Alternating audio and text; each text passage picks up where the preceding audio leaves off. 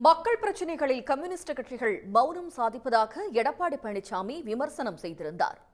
இதற்கு பதிலடி கொடுத்திருக்கும் மதிமுக பொதுச் செயலாளர் வைகோ இடதுசாரிகளை வசைபாடுவது பழனிசாமிக்கு அழகல்ல என்று கூறியுள்ளார். பாஜகவின் ஒலிபெருக்கியாக பழனிசாமி மாறிவிட்டதாக சசிகாந்த் எம்பி விமர்சித்துள்ளார். மௌனம் சாதிக்கிறீங்க, மக்களுடைய பிரச்சனை கூட இன்றைக்கு வெட்ட வெளிச்சத்தில் கொண்டு வர மாட்டேங்கிறீங்க. நீங்க எப்படி உங்களை நம்புவாங்க? இந்த பகுதியில் கம்யூனிஸ்ட் கட்சி அதிகம். சிந்திச்சு பாருங்க, கம்யூனிஸ்ட் கட்சி சேர்ந்த உறுப்பினர்கள் குறை சொல்வதாக எண்ணி விடாதீர்கள். இருக்கின்ற யதார்த்தமான நிலையை சொல்லுகின்றேன். கம்யூனிஸ்ட் பேரியக்கம் ஒரு வரலாறு படைத்த இயக்கம். அது மாசுபட்டு விடக் கூடாது என்ற ஒரு நல்ல நோக்கத்தோடு சொல்லுகிறேன். நாங்கள் உங்களை குறை சொல்லி நாங்கள் கட்சி வளர்ப்பது கிடையாது. ஆனால் இவ்வளவு பெரிய கட்சி, மக்களுக்காக உழைத்துக் கொண்டிருந்த கட்சி, மக்களுடைய பிரச்சனையை அரசுடைய கவனத்துக்கு எடுத்துச் சென்றிருந்த கட்சி இன்றைக்கு தேய்ந்து கொண்டிருக்கின்றது. இன்றைக்கு திராவிட முன்னேற்ற கழக கூட்டணியில் அங்க வைத்த ஒரே காரணத்திற்காக திமுகவுக்கு அடிமை சாசனம் எழுதி கொடுத்து விட்டீர்களே. கம்பராமாயணத்தை எழுதியவர் சேக்கிழார் என்று சொன்னவர்.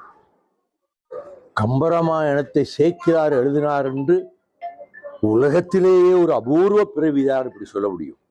அப்படிப்பட்ட அபூர்வமான மனிதர். அவர் அரசியலிலே விமர்சிக்க வேண்டும் என்பதற்காக கம்யூனிஸ்டுகளை வசைபாடுகிறார். அவர்கள் தியாகம் செய்தவர்கள், போராட்டங்களை கண்டவர்கள், உதிரம் சிந்தியவர்கள் கம்யூனிஸ்டுகள். அவர்கள் கொள்கைக்காக வாழ்வை அர்ப்பணிக்கக்கூடியவர்கள். ஆனால் இப்படி புழுதி வாரி தூற்றி பேசுவது முதலமைச்சராக இருந்தவருக்கு அழகல்ல.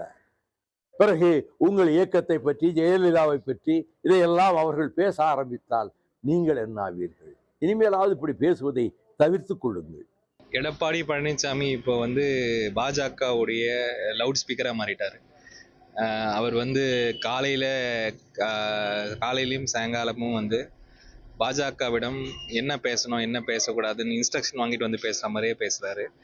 அதனால் இது தமிழகத்தில் பாஜக அவர்களுடைய வேர்களை ஊணுவதற்கு அதிமுக முழுமையாக அதிமுகவை ஒரு துணைகோளாக யூஸ் பண்ணுறாங்கன்றதான் உண்மை. அதனால் இது தமிழ்நாட்டுக்கோ தமிழ்நாட்டு மக்களுக்கோ ஒரு நீண்ட நாட்களில் மிகவும் ஆபத்துகளை தரக்கூடிய ஒரு விஷயமா பார்க்கணும். உடனுக்குடன் செய்திகளை தெரிந்து கொள்ள சன் நியூஸ் பெல் ஐகானை கிளிக் பண்ணுங்க.